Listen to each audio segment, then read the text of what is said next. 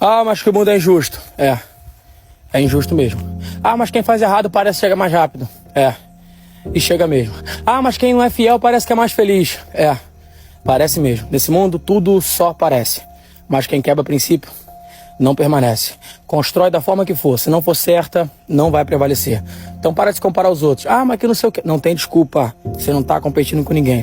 Não. Você não tá numa corrida contra ninguém. Se você de hoje é melhor que você de ontem, tu já ganhou a parada.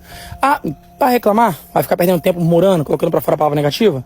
Então nem entra nessa conversa. Porque aqui, só pra galera que quer se tornar melhor. Quer se tornar uma pessoa mais sensacional. Usa a injustiça que o mundo tá fazendo. Usa as pancadas que tá levando. Tudo de errado que tá dando. Usa isso. Transforma energia boa. E faz alguma coisa que vai ocupar a tua mente pra você evoluir. Não tem segredo. O mundo é injusto? Mas quem quebra princípio não prevalece. Quem faz errado pode até chegar mais rápido. Mas um dia, a casa cai. Faz certo. Sempre dá certo.